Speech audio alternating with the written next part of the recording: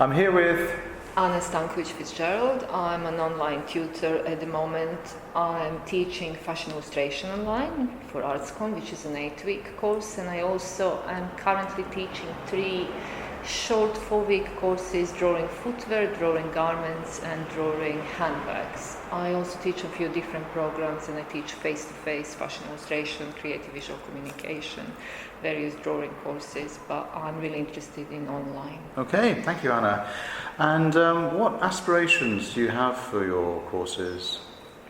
Well, I'm currently working on integrating my face-to-face and my online teaching. I think the way that my online teaching has informed my face-to-face teaching has been completely revolutionary in the last few years. I started with online in 2010, and it's been a long road.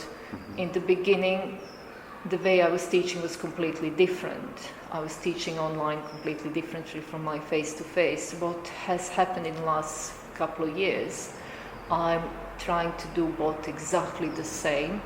I'm using workflow for both for my face-to-face and my online, and I'm also trying to connect the students from both models of these courses. So I found that really fascinating. I think that integrating both is really maybe a way forward. Okay. So how are you looking at doing that at the moment? Well, at the moment we are using Blackboard Collaborate from online courses, which is not that bad. I remember Wim, but that was probably much less successful. At the moment we are also using workflow. I'm a very big fan of workflow. I have been using it for many years, and I actually use workflow for all of my face-to-face classes as well, not just for my online. I keep all of my resources for different courses in workflow, and the students are uploading their assignments. We have the discussion forums. We are using workflow for hand-ins for some of my face-to-face courses. So I have everything on workflow. So at the moment, what I managed to do with integrating face-to-face and online is I would deliver the content in exactly the same way. I would start with workflow for both of the courses, and I would also try to take snippets. Sometimes it's a short video, maybe the demo that I'm doing or somebody else that my students are recording. Sometimes it's just the images from the class. And I share the students' work between the courses online and face-to-face. I'm also looking into developing that further, possibly with use of some social media. I would really like to maybe set up some kind of Instagram where the students can be connected, the face-to-face and online. I think that would be really inspirational, especially for complete beginners. We tend to get students this round. I have people from El Salvador, Japan, Nigeria, Russia, France, Italy, so it's absolutely fascinating. I would really like to be able to connect my old students with my new students, so they can actually stay in touch and they can see what happens maybe after the course. I always start the courses with sharing the previous students' work, but it really would be great if we are maybe to use Instagram or something similar, so that becomes a little bit more organic and fluid, something that they can actually do. Great. So what other differences are there between the sort of face-to-face teaching that you do and the more online teaching that you do? I think the initial assessment was one of the biggest problems I had in the beginning, because first you have to connect the name of the student with the face, with the voice, and then their work. I tend to find that in the beginning, most of the work that students were uploading was very, very edited. So to make the initial assessment something that I would be able to do in a class in a very short space of time could take me weeks. So you really have to break it down. You really have to deconstruct the whole content. You really have to break it down in general building blocks. And I'm constantly tweaking that. So sometimes I kind of go and maybe we talk about, let's say, elements. Maybe we talk about line or negative space. And sometimes I break it down into different mediums. And I always end up with having more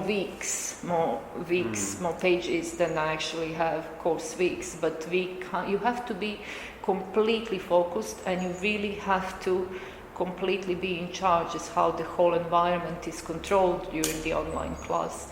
I find that the face-to-face classes are a little bit more flexible. Okay. So what I have started doing is I'm trying to deliver both in exactly the same way, and so far I think it's working. Okay. And do you have students as well that you have taught both online and both in the face-to-face class? Absolutely. There's quite a few face-to-face students who decide to continue with online courses, and now I'm also having online students who are coming to my face-to-face courses. At the moment I have somebody taking my footwear course from China, but he's coming actually on the 20th of March for one of my face-to-face workshops. So that very often happens. So you've got a sort of cross-pollination or mingling of the online and the offline environments and teaching and learning environments. Absolutely, yes. More and more, I would say. Great. You touched on several of these already, but what sort of benefits have come from taking this sort of approach? Well, my teaching has become more streamlined, and also it really, I think what I'm looking for is a segue between the two. I really want to have this seamless transition, and I think that the face-to-face can be delivered as online and vice versa. I think the benefits are tremendous because it's just people being able to access exactly the same content but being somewhere, let's say in El Salvador, not being able to travel. So I think that's one of the most obvious ones. But it's just really focusing your teaching more than anything else, I would say. What aspects of this have staff or students, or both, struggled with the most, if they have struggled? There's quite a lot of reassurance in the beginning, I think. And it's also I'm finding it that I tend to maybe be more in touch with my online students than the actual face-to-face students. I think we do have a class once a week, but you often will have a discussion forum, you get an email on Sunday and there is some kind of pressing matter. Sometimes it's really to do with the technique. Let's say we are learning about markers and maybe things are not really working out, or maybe it's just a simple reassurance, especially for the beginners, because we always start the class with the actual critique and the feedback and the discussion, so we always look at each other's work. And sometimes you have different levels. Some people are complete beginners and some people are maybe a little bit more advanced. So I find it really interesting that you seem to be in a constant communication with online courses, and it's completely, maybe you build even a stronger relationship, funnily enough. You would think that's maybe the opposite, but I'm finding of lately that actually the communication seems to be constant. Does that present challenges as well? In a way, but I tend to look into that as something positive, because I think it keeps you on your toes and you're constantly developing and updating the content for both, really for online and to face-to-face, and you are constantly engaging with the students during the week as well, not just in the actual class. So I actually think that has improved my teaching tremendously, and it just keeps me always on my toes. Okay. You don't think it strays into other areas of your life and you find yourself working 27 hours a day? Well, you try to manage it, but you can discern, what really is that important, and there might be some questions that might not be addressed to you directly, but we do have a fantastic online short course team now. They are absolutely brilliant. They help with all the technical support and all the issues. So I'm actually just left with teaching and really developing the content. So I think it's absolutely manageable, especially if you're interested in. And it's always improving your teaching, because the question you have today is the question you will quite likely have tomorrow, maybe in your face-to-face class. So you need to be able to answer it. How could we integrate this even further? I'm really looking into transition between analog and digital. Okay. The big thing about my classes was maybe being able to draw in the actual class. And so far, we are not really able to do that successfully. We are maybe able to do some drawings in the class, and then students are supposed to maybe take a photo, then save that onto their computer, right click, copy and paste that onto a blackboard. And it does slow things down, and sometimes it just exceeds the limit of Blackboard Collaborate is allowing us to do. So I find that is a little bit tricky at the moment. I would like things to be more accessible.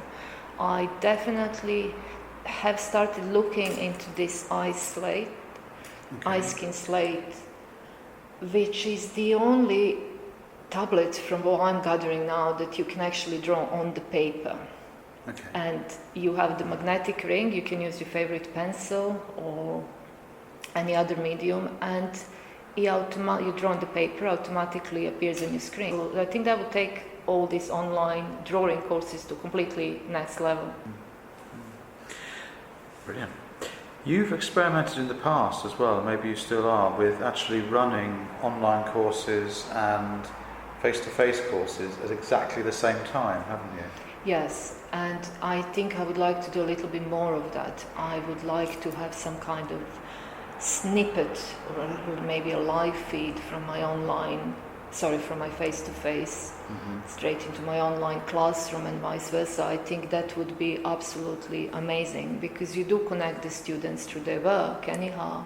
So I think just having the feel, just having the atmosphere of the face-to-face course would really benefit the students as well. Any other thoughts? No, not really. I love online teaching.